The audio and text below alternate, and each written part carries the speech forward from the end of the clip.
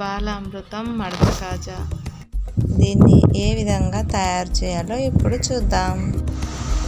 ఒక బౌల్లోకి 2 కప్స్ బాలామృతం పిండిని తీసుకోవాలి.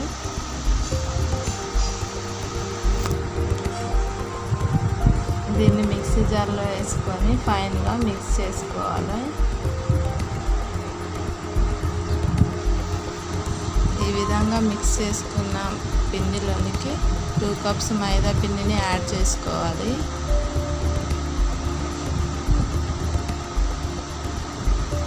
ఈ పిండిని జల్లెడలో పోసుకొని జల్లించుకోవాలి. ఈ విధంగా జల్లించడం వల్ల ఉంటలు లేకుండా ఉంటుంది. 4 టేబుల్ స్పూన్ గీ యాడ్ చేయాలి. గీ అంతా కలిసిపోయేలాగా కలుపుకోవాలి. దీన్ని మనము చేతితో ముద్ద చేస్తే ముద్ద అయ్యేలాగా చూసుకోవాలి. ఇప్పుడు దీంట్లో కొంచెం కొంచెం వాటర్ని యాడ్ చేస్తూ చపాతీ పిండిలాగా కలుపుకోవాలి. పిండి పైన మూత పెట్టుకొని 10 నిమిషాల పాటు నాననిద్దాం. ఈలోపు దీనికి కావలసిన సిరప్ని రెడీ చేసుకుందాం. గ్యాస్ ఆన్ చేసుకొని ప్యాన్ పెట్టుకొని అందులో 1 కప్ షుగర్, 1 కప్ వాటర్ని యాడ్ చేసుకొని మీడియం ఫ్లేమ్ మీద షుగర్ అంతా కరిగిపోయే వరకు ఉంచుకుందాం. షుగర్ అంతా చక్కగా కరిగిపోయింది. తీగ పాకం వచ్చే వరకు మసల్ని ఇవ్వాలి. ఈ విధంగా వస్తే సరిపోతుంది. గ్యాస్ ఆఫ్ చేసుకొని పక్కకు పెట్టుకుందాం.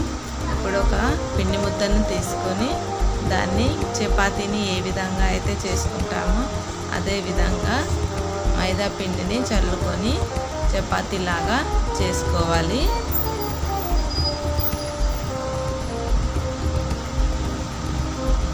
ఈ విధంగా చేసుకున్న చపాతీపై కాస్త నెయ్యిని అప్లై చేయాలి.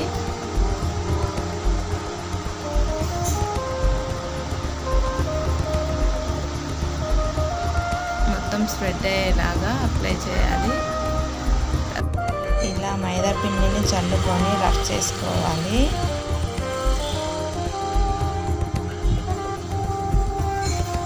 మనకు వీలైనంత సన్నగా ఈ విధంగా రోల్ చేసుకుంటూ పైనుంచి పిండిని చల్లుకుంటూ ఉండాలి. ఇలా చల్లుకోవడం వల్ల పొరల మధ్యలలో ఎలాంటి అతుకులు లేకుండా పొరలు పొరలుగా వస్తాయి.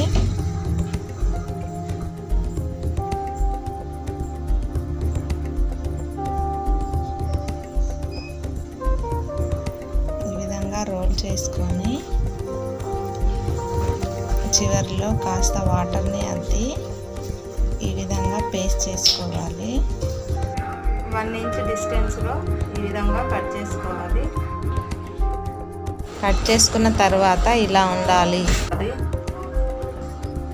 ఈ విధంగా ప్రెస్ చేసుకోవాలి.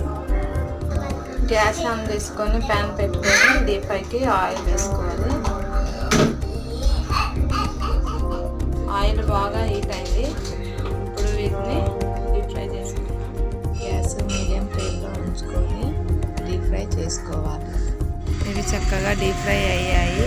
వీటిని సిరప్లో యాడ్ చేసుకుందాం. బాగా కలుపుకోవాలి. 15 నిమిషాలు పక్కన పెట్టుకుందాం. బాలామృతం మడత కాజా రెడీ అయిపోయింది. ఎంతో టేస్టీగా ఉంటుంది. పిల్లలకు హెల్దీ కూడా. ఒకసారి మీరు కూడా ఇంట్లో ట్రై చేసి చూడండి. మీ పిల్లలకు ఎంతగానో నచ్చుతుంది.